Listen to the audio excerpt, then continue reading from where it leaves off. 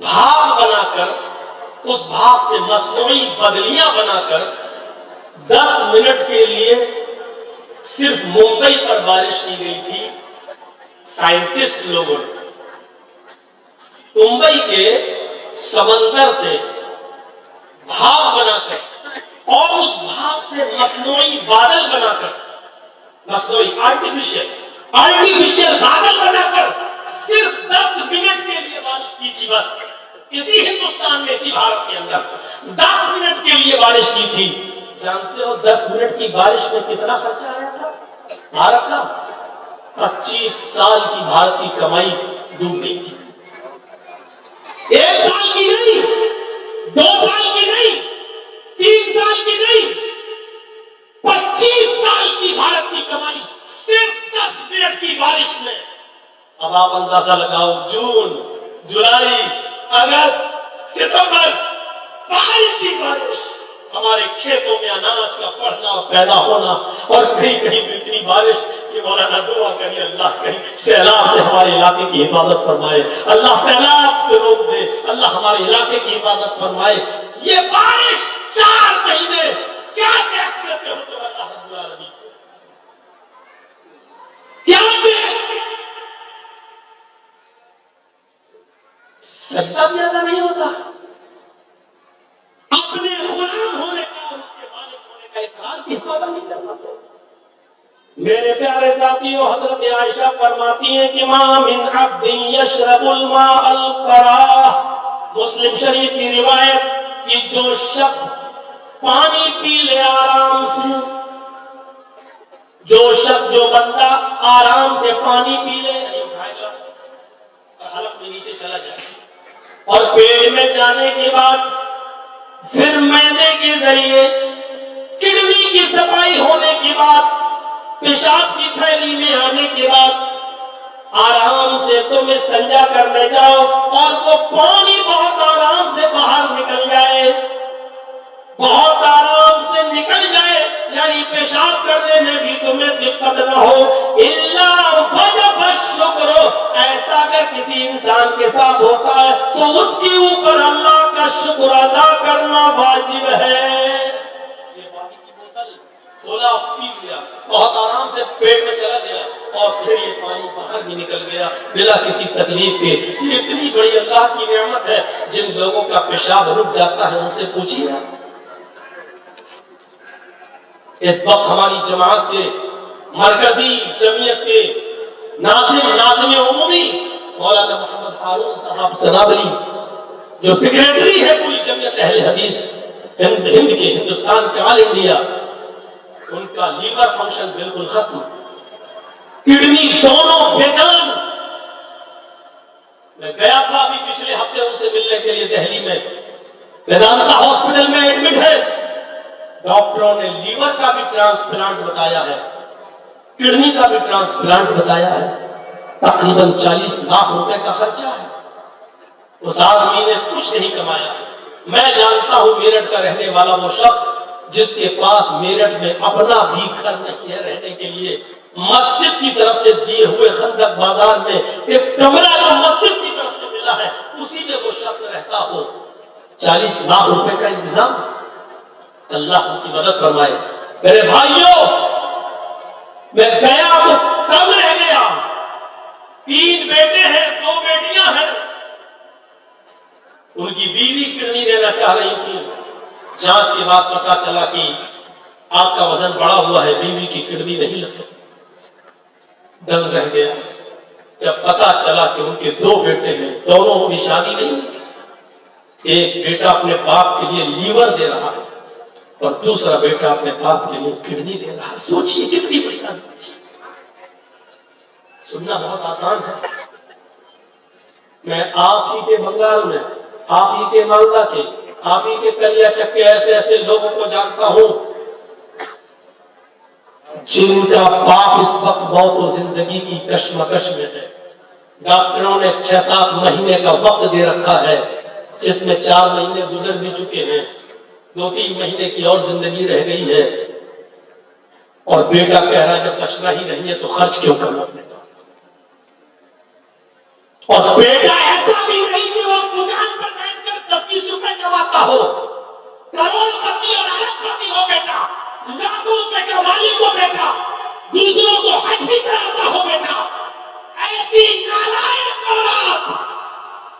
کسی نانا اولاد اس سے بہتر تھا کہ تم مر جاتا، اپنے باپ کی آنکھوں میں آنسو نہ دیکھتے۔ مولانا کس کے بارے میں اشارہ کر رہے ہیں؟ میری سی آئی ڈی بہت مضبوط ہے، تصور کریے میرا بھی باپ تھا، میں ایموشنل کارڈ نہیں کہتا ہوں۔ میری بہن نے کہا بھائی لے آؤ، ڈاکٹروں نے منع کر دیا، ہم لوگ کچھ دن دیکھنا چاہتے۔ میرا بھائی کہتا بھائی لکھنؤ میں کیا کر رہے ہو، لے آؤ، جب ڈاکٹروں نے منع کر دیا میں نے کہا نہیں، جب تک میں اپنے باپ کا علاج ہاسپٹل میں کروں گا، جو ہونا ہوگا اللہ کی مرضی، لیکن آخری سانس بھی اگر نکلے گی تو ہاسپٹل میں نکلے گی۔ اور وہی ہوا، لکھنؤ کے الفا ہاسپٹل میں میرے باپ نے آخری سانس لی۔ کوشش تو کرو، اللہ تو تنکے میں بھی جان ڈال سکتا ہے، کوشش کرنے میں کیا ہے؟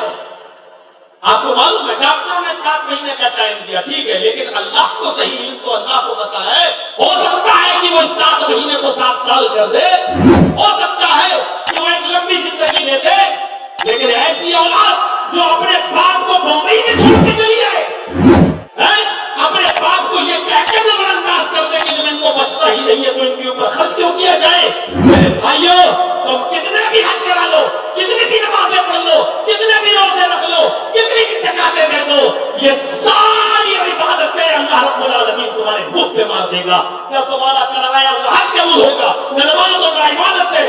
اللہ کے نبی سے پوچھا گیا تو اللہ کے نبی نے صاف کہا کہ تو بھی اور تیرا مال بھی یہ سب تیرے باپ کے لیے ہے۔ تجھے کروڑوں روپیہ کما رہا نا، یہ تیرا ہے ہی نہیں، یہ تیرے باپ کا ہے۔ تیرے پاس لاکھوں روپیہ ہے، یہ تیرا ہے ہی نہیں، تیرے باپ کا ہے۔ اللہ کے نبی نے فرمایا کہ تو بھی اور تیرا مال بھی تیرے باپ کے لیے ہے۔ اسی لیے کوئی بیٹا اپنے باپ کو زکات نہیں دے سکتا ہے۔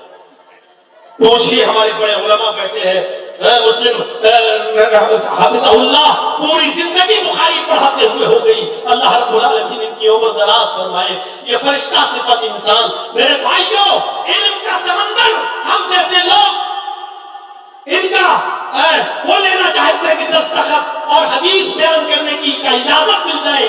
یہ علم کا آپ اپنے علاقے کے علماء کی قدر کرو، تم نہیں جانتے ہو کہ تمہارے سامنے کتنی بڑی علمی شخصیت بیٹھی ہوئی ہے، علم کا سمندر ہے یہ شخص۔ لیکن بنگال والوں، تمہیں تو صرف لچھے دار تقریریں کرنے والے پسند ہیں، سریلی آواز والے پسند ہیں، تم نے علم کی قدر کہاں کی ہے؟ تمہارے پاس بہت بڑے بڑے عالم ہیں، لیکن تم نے علماء کی قدر کہاں کی ہے؟ تم نے علماء کو جانا کہاں ہے کہ علماء کیا ہوتے ہیں؟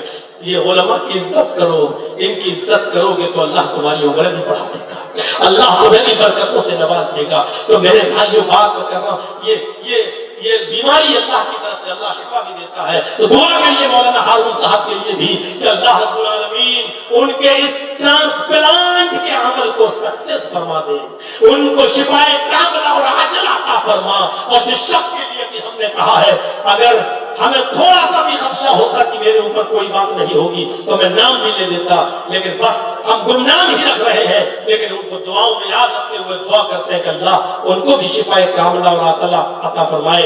ان کا لیور کینسر سے خراب ہو چکا ہے، اللہ رب العالمین ان کو شفائے کاملہ اور عاجلہ عطا فرما۔ اور پھر لاسٹ میں یہ دعا کہ اللہ ان کے ساتھ جو بھی معاملہ ہو تو بہتر جانتا ہے، تو ان کے ساتھ بہتر معاملہ فرما۔ تو میرے پیارے ساتھیوں، بات کر رہا تھا کہ اللہ ادھر بھی ہمیں نہیں بھولتا ہے، اللہ اس جگہ بھی ہمیں نہیں بھولتا ہے۔ یہ کیا ہے؟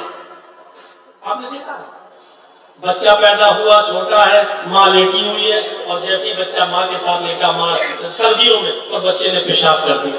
اب تو ڈائپر وغیرہ آنے لگے ہیں، ماں پہنا دیتی ہے، اب تو یہ مصیبتیں مول نہیں لیتی ہیں۔ ان ماؤں سے پوچھو جو پہلے زمانے میں ڈائپر نہیں چلتے تھے اور پہنانے کی کوئی چیز نہیں چلتی تھی، ہم لوگوں کو بھی ہماری ماؤں نے پالا ہے، اس زمانے کو یاد کرو۔ میرے بھائیوں، ماں دیکھتی تھی کہ بچہ رو رہا ہے تو سمجھ جاتی تھی کہ یہ بچہ پیشاب کیا ہوا ہے، ماں اس بچے کو اٹھاتی تھی اور اپنی جگہ پر سلا دیتی تھی، اور اس کے گیلے بستر پر خود اپنے آپ کو لٹا لیتی تھی اور لیٹ جاتی تھی۔ یہ کیا ہے؟ یہ رحمت کا معاملہ نہیں تو اور کیا ہے؟ ماں کے دل میں یہ رحمت کس نے ڈالی؟ اگر اللہ ماں کے دل میں یہ رحمت نہ ڈالتا تو تو زندہ بھی نہیں رہتا۔ سوچو ذرا، ماں کس درد کے ساتھ کو پیدا کرتی ہے ایک روایت آتی ہے، اگرچہ وہ سند کے اعتبار سے ضعیف ہے، لیکن اس سے ایک اندازہ تو لگایا جا سکتا ہے۔ اللہ کے نبی صلی اللہ علیہ وسلم نے فرمایا جب ماں کوئی بچہ جنتی ہے، نارمل ڈلیوری ہوتی ہے، تو اس عورت کو اتنی تکلیف ہوتی ہے کہ اگر اس عورت کی اس تکلیف کو زمین کی چھاتی پر ڈال دیا جائے تو زمین بھی اس تکلیف کو برداشت نہ کر سکے، لیکن اللہ بھلا دیتا ہے اس عورت کے اندر وہ اپنے بیٹے کی ولادت کی محبت میں، اپنے بیٹے کو پیدا کرنے کی محبت میں اس تکلیف کو بھی بھول جاتی ہے۔ ذرا غور کرو، ماں کے دل میں یہ محبت کس نے پیدا کی؟ اتنی تکلیف کو برداشت کرنا اور بھول جانا اور اپنے بچے کو پیدا کرنا۔ اب آپ یہاں سے اندازہ لگا سکتے ہیں کہ اللہ رب العالمین نے اس ماں کے دل کے اندر کتنی محبت پیدا کی ہے۔ یہ کیا ہے؟ ایک بچہ آیا غصے میں، ماں چاکلیٹ، ماں نے ایسے کیا، چاکلیٹ ہے، مان لو بیٹا، بچے کو غصہ آیا، ماں نے اس بچے کو پکڑا اپنے سینے سے لگا لیا، بچے نے مارا، بظاہر مار کا معاملہ، ماں نے کہا بیٹا سینے سے لگا لیا۔ یہ کیا ہے؟ یہ محبت کون سی ہے؟ اس محبت کو کس درجے میں آپ رکھیں گے؟ یہ کیا رحمت نہیں ہے اللہ رب العالمین کی جو اللہ تعالیٰ نے عورت کے دل میں اور ماں کے دل کے اندر ڈالا ہے۔ اللہ حضرت عمر فاروق فرماتے ہیں، مسلم شریف کی روایت ہے کہ اللہ کے نبی صلی اللہ علیہ وسلم کے پاس کچھ جنگی قیدی لائے گئے، ان جنگی قیدیوں میں ایک عورت بھی تھی جس کا بچہ کہیں کھو گیا تھا۔ ایک عورت بھی قید کر کے لائی گئی اور اللہ کے نبی کے پاس پیش کی گئی، اس کا بچہ کہیں گم ہو گیا تھا، کھو گیا تھا۔ وہ عورت جس بچے کو دیکھتی پکڑ لیتی، پکڑ کے لے جاتی اور اس کو اپنا بچہ سمجھنے لگتی اور اپنی پستان سے اس کو دودھ پلانے لگتی۔ وہ عورت جس بچے کو دیکھتی اس بچے کو پکڑ کے اپنے پستان سے لگا لیتی۔ اللہ کے نبی صلی اللہ علیہ وسلم کو بتایا گیا یہ عورت ہے، جنگی قیدیوں میں قید کر کے لائی گئی ہے، گرفتار کر کے لائی گئی ہے، اور ایسا اس لیے کر رہی ہے کیونکہ اس کا بچہ کہیں کھو گیا ہے، کہیں گم گیا ہے۔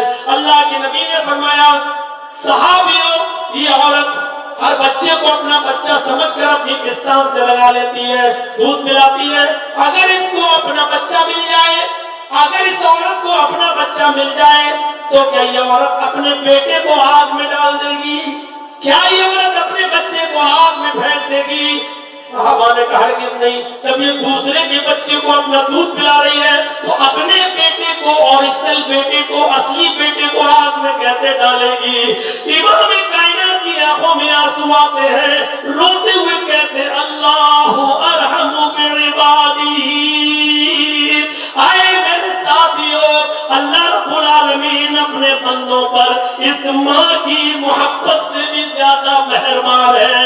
اللہ اپنے بندوں پر اس ماں کی ممتا سے بھی زیادہ مہربان ہے۔ جتنی عورت اپنے بچے سے پیار کرتی ہے اللہ اس سے بھی کہیں زیادہ اپنے بندوں پر مہربان ہے۔ وہ کیسے چاہے گا کہ میرے بندوں کو ہم جہنم کی آگ میں ڈالیں؟ اس رحمت کی طرف ذرا نظر دوڑا کر دیکھو، کتنا احسان ہے اللہ رب العالمین کا ہمارے اوپر۔ کتنا شکریہ ادا کرو گے، کتنا شکریہ ادا کرو گے۔ اللہ ارحم بعبادہ، اللہ رب العالمین اپنے بندوں پر اس ماں کی ممتا سے بھی زیادہ مہربان ہے۔ توبہ کر کے تو دیکھو، استغفار کر کے تو دیکھو، اور یقین نہ آئے تو قرآن پڑھیے 20 سے زیادہ بار، 20 سے زیادہ بار اللہ نے اپنے گناہگار بندوں کو پکار کر کہا یا عبادی، یا عبادی، اے میرے بندو۔ یعنی جو گناہگار ہے ان سے بھی کہہ رہا اے میرے بندو، اے میرے بندو۔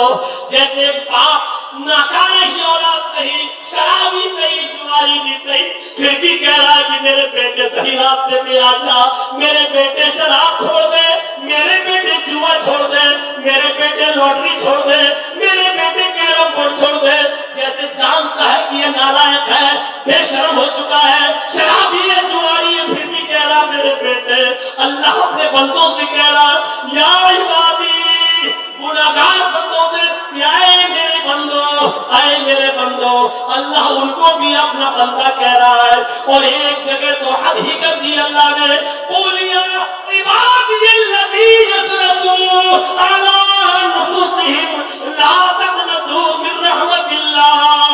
اے محمد صلی اللہ علیہ وسلم کہہ دو, اے میرے بندو, یعنی اللہ کہہ دو کہ اللہ نے فرمایا اے میرے بندو, اگر تم نے گناہ کر کر کے اپنے نفسوں پر ظلم کیا ہے, اگر تم نے گناہ کر کر کے زمین و آسمان بھی بھر لیے ہیں, بہت زیادہ گناہ کر لیے ہیں, لا تقنطوا من رحمت اللہ, پھر بھی تم اللہ کی رحمت سے نا امید مت ہو جاؤ, پھر بھی تم اللہ کی رحمت سے نا امید مت ہو جاؤ. اللہ کے سامنے گر گراؤ, اللہ تمہیں معاف کر دے گا. اللہ وہاں پر بھی کہہ رہا ہے یا عبادی الذین اسرفوا علی انفسہم, اے اپنی جانوں پر ظلم کرنے والوں, اے میرے بندو آؤ میرے پاس, اپنا دامن پھیلاؤ, مجھ سے مانگو میں تمہیں دوں گا. یہ حال ہے, ہم مانگنے کے لیے بھی تیار نہیں ہیں. ایک دن اللہ نے کہا یا ایھا الذین آمنوا توبوا الی اللہ توبۃ نصوحا, ایمان والو اللہ سے سچی توبہ کرو, خالص توبہ کرو. سچی توبہ کیا ہوتی ہے؟ ایک تو ہوتی توبہ اللہ توبہ, اللہ توبہ, کوئی گناہ اللہ توبہ, توبہ توبہ استغفر توبہ توبہ, یہ تو ہم دن بھر 50 بار کہتے ہیں. ایسی توبہ اللہ کو قبول نہیں, اللہ نہیں مانتا. توبہ کا مطلب توبۃ نصوحا کا مطلب یہ ہے کہ جو گناہ کر رہے اس گناہ پر ہمیں شرمندگی ہو, ندامت. پہلی چیز جو گناہ ہم نے کیا اس پر ندامت ہو, اور دوسری چیز جو گناہ ہم کر رہے ہیں اس کو فوراً چھوڑ دیں, فوراً چھوڑ دیں, دوسری چیز. اور تیسری چیز اس گناہ کو اپنی زندگی میں دوبارہ نہ کرنے کا عزم اور ارادہ کرے کہ اللہ میری مدد فرما, آئندہ میں اس کام کو نہیں کروں گا, اس گناہ کو نہیں کروں گا. یہ تین چیزیں توبہ میں شامل ہونی چاہیے. پہلی چیز اپنے کیے ہوئے گناہ پر ندامت, شرمندگی. دوسری چیز اس گناہ کو فوراً چھوڑ دینا, اور تیسری چیز اس گناہ کو اپنی زندگی میں دوبارہ نہ کرنے کا عزم اور ارادہ. یہ تین چیزیں ہماری توبہ میں شامل نہیں ہے تو ہماری توبہ اللہ کے یہاں قبول نہیں ہوگی. اللہ نے یہ نہیں کہا توبہ کرو, اللہ نے کہا یا ایھا الذین آمنوا توبوا الی اللہ توبۃ نصوحا, ایمان والو تم خالص و سچی توبہ کرو. جب تم سچی توبہ اللہ سے کرو گے تو اللہ کیا کرے گا, عسیٰ ربکم ان یکفر عنکم سیئاتکم, اللہ رب العالمین تمہارے گناہوں کو مٹا دے گا. وَيُدْخِلَكُمْ فِي جَنَّاتٍ تَجْرِی مِن تَحْتِہَا الْأَنْہَارُ, اور تمہیں ایسی جنتوں میں داخل کر دے گا جس کے نیچے دودھ کی نہریں بہ رہی ہوں گی, شہد کی نہریں بہ رہی ہوں گی, نہریں جاری ہوں گی. اللہ تمہیں ایسی جنت میں داخل کر دے گا جہاں نہریں جاری ہوں گی. توبہ کرو گے تو یہ نعمتیں ملیں گی, توبہ کرو گے تو اللہ تو گناہوں کو مٹائے گا, توبہ کرو گے تو اللہ ہمیں جنت کے اندر داخل کرے گا. اور توبہ بھی وہ, یہ توبہ نہیں غلط ہو جائے, شراب پی, اللہ مجھے معاف کر دے, ٹھیک, دوسرے دن پھر شراب پی لی, اللہ مجھے معاف کر دے, تیسرے دن پھر شراب پی لی, اللہ مجھے معاف کر دے. یہ اللہ کی رحمت کا ناجائز فائدہ اٹھا رہے ہیں آپ, مذاق کر رہے ہیں آپ اللہ کے ساتھ. اللہ کو غفور الرحیم تو جانو, جاننا بھی چاہیے, لیکن وہ قہار بھی ہے اور جبار بھی ہے, اس لیے اس کو قہار بھی جانو اور جبار بھی جانو. وہ قہر ڈھانے والا بھی ہے اور جبر کرنے والا بھی ہے, اور رحم کرنے والا بھی ہے, مہربان بھی ہے. اگر غفور الرحیم جانتے ہو تو قہار اور جبار بھی جانو, اس کی رحمت کا ناجائز فائدہ مت اٹھاؤ. حضرت نوح علیہ السلام نے اپنی قوم سے یہی تو کہا تھا, وَاسْتَغْفِرُوا رَبَّكُمْ إِنَّهُ كَانَ غَفَّارًا, اے میری قوم کے لوگوں تم اللہ سے مغفرت طلب کرو, تم اللہ سے اپنے گناہوں کی معافی مانگو. إِنَّهُ كَانَ غَفَّارًا, وہ بہت ہی زیادہ بخشنے والا ہے. جب تم اللہ سے اپنے گناہوں کی مغفرت مانگو گے, جب اللہ سے مغفرت طلب کرو گے, اپنے گناہوں کی توبہ کرو گے, تو اللہ تمہیں کیا دے گا, يُرْسِلِ السَّمَاءَ عَلَيْكُمْ مِدْرَارًا, تمہارے اوپر آسمان سے بارشیں نازل فرمائے گا, تمہارے کھیتوں میں بارشیں دے گا, تمہاری فصلوں کو اگائے گا. يُرْسِلِ السَّمَاءَ عَلَيْكُمْ مِدْرَارًا وَيُمْدِدْكُمْ بِأَمْوَالٍ وَبَنِينَ, تمہیں مال بھی دے گا اور بیٹے بھی دے گا, یعنی تمہارے مالوں میں برکت بھی دے گا, اور تم بے اولاد ہو تو اللہ تمہیں اولاد بھی دے گا. وَيَجْعَلْ لَكُمْ جَنَّاتٍ وَيَجْعَلْ لَكُمْ أَنْهَارًا, تمہیں باغات بھی عطا کرے گا اور نہریں بھی دے گا. دیکھیے نعمتیں دیکھیے اللہ کس پر, جب توبہ کرو گے, مغفرت طلب کرو گے, اللہ سے اپنے گناہوں کی معافی مانگو گے تو اللہ یہ نعمتیں دے گا. یعنی اگر کوئی چاہتا ہے کہ بارش نہیں ہو رہی, ہمارے اناج میں خشکی آ گئی ہے, قحط پڑ گیا ہے, تو وہ توبہ اور استغفار کرے. اگر کسی کے مال و دولت میں برکت نہیں ہو رہی ہے, کماتا ہے لیکن بچتا نہیں ہے, تو وہ توبہ اور استغفار کرے. کوئی بے اولاد ہے اور شادی کے 10-20 سال کے بعد بھی اولاد نہیں ہو رہی ہے, تو وہ توبہ اور استغفار کرے, اپنے گناہوں کی معافی مانگے. یہ تمام نعمتیں تمہیں توبہ اور استغفار کی کے بعد ملیں گی. اللہ کے حضرت نوح علیہ السلام نے اپنی قوم سے یہی تو کہا تھا کہ تم استغفار کرو, مغفرت طلب کرو, اللہ آسمان سے موسلادھار بارش برسائے گا, اللہ تمہارے مالوں میں برکت دے گا, اللہ تمہاری اولاد میں برکت دے گا, بڑھائے گا, تمہیں باغات یعنی کھیتیاں دے گا, اور تمہیں نہریں یعنی چشمے جاری کرے گا. حضرت عمر فاروق کے زمانے میں قحط پڑ گیا, سوکھا پڑ گیا. لوگوں نے کہا امیر المومنین, تفسیر ابن کثیر اٹھا کر دیکھیے, امیر المومنین نماز استسقاء کے لیے چلیے, اللہ سے بارش کے لیے دعا مانگیے. حضرت عمر فاروق نکلے اور تمام لوگوں کو میدان میں لے گئے نماز استسقاء کے لیے. میدان میں گئے, نماز تو پڑھی لیکن دعا کے لیے بارش کا کوئی لفظ بھی نہیں مانگا. حضرت عمر نے نماز استسقاء ادا کی اور دعا میں کچھ نہیں مانگا, صرف اتنا فرمایا, مغفرت طلب کی, استغفار کیا, اللہم اغفر لی, اللہم اغفر لہم, اللہ مجھے بخش دے, اللہ ان کو بخش دے.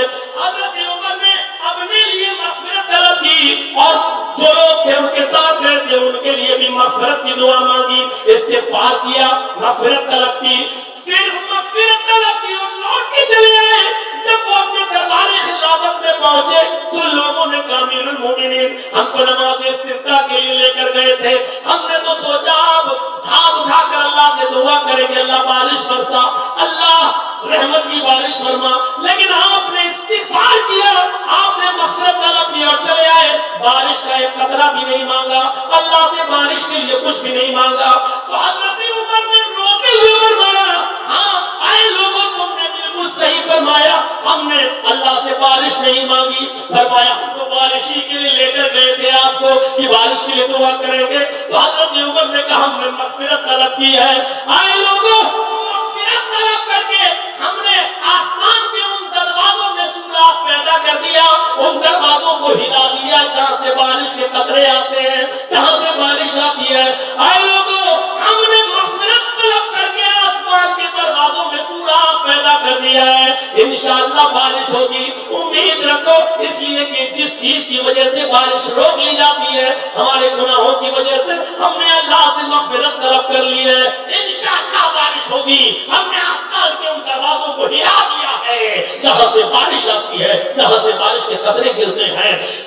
حافظ ابن کثیر نے تفسیر ابن کثیر کے اندر اس واقعے کو نقل کیا ہے حضرت عمر فاروق کے. اب آپ اندازہ لگائیے, رحمت کا تقاضا تو یہی ہوتا ہے میرے پیارے ساتھیوں, ہمیں اور آپ کو غور کرنا چاہیے. آئیے ایک مثال سے ہم آپ کو سمجھائیں. آپ کی بیٹی شادی ہو گئی, آپ نے جہیز میں بہت کچھ دے دیا اپنی بیٹی کو, آپ نے جہیز میں اپنی بیٹی کو بہت کچھ دیا. آپ کی بیٹی آپ کے گھر سے گئی, بہت سامان لے گئی, آپ نے برتن بھی دیے, اسٹیل کے برتن بھی دیے, آپ نے کانچ کے برتن بھی دیے. آپ کی بیٹی جب سسرال جاتی ہے سامان بہت حفاظت سے رکھتی ہے, اور خاص طور پر وہ سامان جو مائکے سے ملتا ہے اس کو لڑکیاں اپنے سسرال میں بہت حفاظت سے رکھتی ہیں. کانچ کے 2 گلاس تھے, جھاڑو لگا رہی ہے, پوچھا لگا رہی ہے, کانچ کے 2 گلاس میں سے ایک گلاس زمین کے اوپر گر گیا, اور جیسے ہی گرا وہ چکنا چور ہو گیا, دوسرا گلاس بچ گیا. ایمانداری کے ساتھ بتائیے گا, آپ کی بیٹی, آپ کی بہن کس گلاس کی حفاظت کرے گی, جو ٹوٹ گیا اس کی یا جو بچ گیا اس کی؟ عقل سے آپ جواب دیں گے تو یہی کہیں گے کہ مولانا صاحب جو ٹوٹ گیا اس کا کیا کرے گی, اس کو تو اکٹھا کرے گی, کہیں بچوں کی چپ نہ جائے, اور اس کو پھینک دے گی, ڈسٹ بن میں ڈال دے گی, اور جو بچ گیا اس کی حفاظت کرے گی. اور اسی کو صاف کر کے دھل کے رکھے گا. ہوگا بھی ایسا. کانچ کے 2 برتن ہیں, حفاظت سے رکھتی تھی, اچانک ایک چھوٹ گیا, وہ گر گیا, چکنا چور ہو گیا. جو ٹوٹ گیا اس کو پھینک دے گی, جو بچ گیا اس کی حفاظت کرے گی. لیکن ایمانداری کے ساتھ بتائیے, ایک ماں کے 2 بیٹے ہیں, ایک ماں کے 2 بیٹے ہو, ایک بیٹے کی عمر 20 سال ہو اور ایک بیٹے کی عمر 24 سال ہو. 20 سال کا بیٹا کماتا ہے, 20 سال کا بیٹا نوکری کرتا ہے, 20 سال کا بیٹا اپنے ہاتھوں پیروں پہ کھڑا ہے, وہ کما کر لاتا ہے اور اپنی ماں کو کھلاتا ہے, اپنی ماں کو پلاتا ہے, اپنی ماں کا خیال رکھتا ہے. اور جو اس سے بھی بڑا بیٹا ہے 24 سال کا, وہ دونوں پیروں سے اپاہج ہے, دونوں ہاتھوں سے لولا ہے, اس کو لقمہ مار گیا ہے, فارغ مار گئی ہے, وہ اٹھ نہیں پاتا ہے, اس کا ہاتھ کام نہیں کر رہا ہے, وہ گردن ٹیڑھی کیے ہوئے ہے, زبان باہر نکلی ہوئی ہے, پھوک اس کو نکلتا ہے, نکالتا رہتا ہے, وہ اپنے ہاتھ سے پیشاب و پائخانہ بھی نہیں کر پاتا ہے. ایمانداری کے ساتھ بتائیے, ایک بیٹا کماتا ہے, ایک بیٹا اپنی ماں کا پیٹ پالتا ہے, ایک بیٹا اپنے ماں کے لیے سب کچھ کرتا ہے, اور دوسرا بیٹا اپنی ماں کے اوپر بوجھ بنا ہے, نہ کماتا ہے, نہ کھلاتا ہے, نہ پلاتا ہے, بلکہ وہ خود بھوکا ہے, وہ خود اپنی ماں کا اور اپنے بھائی کا محتاج بنا بیٹھا ہے. بھائی اپنے بھائی کو دھلا نہیں سکتا, اس کی پیشاب و پائخانے کو صاف نہیں کر سکتا. یہاں دوسرے بیٹے کا حال یہ ہے. ایمانداری سے جواب دیجئے, ماں اپنے دونوں بیٹوں میں سے کس بیٹے سے زیادہ محبت کرے گی, کس بیٹے کو زیادہ سنبھالے گی, کس بیٹے کا زیادہ خیال رکھے گی؟ ہماری بیٹی کانچ کے شیشے کے 2 برتن ہیں, ایک گر گیا, جو گر گیا اس کو کوڑے دان میں پھینک دیتی ہے. یہ بھی کوڑا ہے بیٹا, نہ کھلا سکتا ہے, نہ پلا سکتا ہے, پوری زندگی کا خیال رکھنا پڑے گا. ابھی تو 24 سال ہے, اس کو تو 50 سال 80 سال تک اس کو دیکھنا پڑے گا. ہماری عمر بھی اتنی نہیں ہے. ایمانداری کے ساتھ دل پر ہاتھ رکھ کر فیصلہ کیجئے کہ ماں کس بیٹے کی زیادہ حفاظت کرے گی. میرا دل کہتا ہے آپ کا جواب یہ ہوگا کہ جتنی دیکھ ریکھ وہ اپنے اپاہج بیٹے کی کرے گی, صحیح اور تندرست بیٹے کا اتنا خیال نہیں رکھے گی. تندرست تو تندرست ہے, وہ گیا اس کی فکر نہیں, لیکن یہاں 1 منٹ بھی اس سے دور نہیں ہوگی. وہ رال ٹپکا رہا ہے, وہاں اپنی اوڑھنی اتارتی ہے اور اس کی زبان کو صاف کر لیتی ہے, پھر اسی اوڑھنی کو اوڑھ لیتی ہے. غور کرو, اس کو پیشاب لگ رہا ہے, ماں اس کا کپڑا اٹھاتی ہے, اس کو بالٹی میں یہ ڈبے میں اس کو پیشاب کراتی ہے, پھر وہی ماں نالی میں پھینکنے جا رہی ہے, پھر وہی ماں اس کو لیٹرین کرا رہی ہے اور اپنے ہاتھوں سے اس کو صاف بھی کر رہی ہے. ماں کے دل میں یہ محبت, یہ جذبہ اگر پیدا کیا تو اسی اللہ کی ذات نے پیدا کیا ہے, یہ اس کا احسان ہے. اگر ماں میں رحم و کرم کے یہ جذبہ نہیں ہوتا تو اے شیر شاہی کے لوگوں, تم اتنی بڑی تعداد میں یہاں بیٹھے ہوئے نہیں ہوتے, بلکہ ماں پیدا ہوتے ہی تمہارا گلا دباتی ہوتی. لیکن رحم و کرم کی وجہ سے ہم اور آپ زندہ ہیں, اور یہاں تک اگر بیٹھے ہیں تو اللہ نے یہ محبت ماں کے دل کے اندر پیدا کی, اور ماں کی ممتا اور محبت کی وجہ سے ہم یہاں بیٹھے ہوئے ہیں. یہ احسان ہے اللہ تبارک و تعالیٰ کا. ان تعدوا نعمت اللہ لا تحصوها, میرے بندو میری نعمتیں اتنی زیادہ ہیں کہ تم ان کو گننا چاہو, ان کو شمار کرنا چاہو تو تم گن نہیں سکتے اور شمار نہیں کر سکتے. کافی ہے میرے بھائیوں, آج ضرورت سے زیادہ میں چیخ لیا, ضرورت سے زیادہ میری آواز سخت رہی. اور کل کا پروگرام کشن گنج میں ہے, پرسوں کا بھی وہی ہے, اس لیے 2 گھنٹے میں 5 منٹ کم ہے. میں یہیں پر اپنی بات کو ختم کرتا ہوں اور امید رکھتا ہوں کہ انشاءاللہ اس پروگرام کے بعد اللہ کی نعمتوں کو ہم سمجھیں گے, اللہ کی نعمتوں کا احساس ہوگا, اور ہم 5 وقت کی نماز کی پابندی کریں گے, اپنے غلام اور اس کے مالک ہونے کا ہم اقرار کریں گے. اللہ سے دعا کرتے ہیں کہ اے اللہ ہم تمام مسلمانوں کو اپنی نعمتوں پر شکریہ ادا کرنے کی توفیق عطا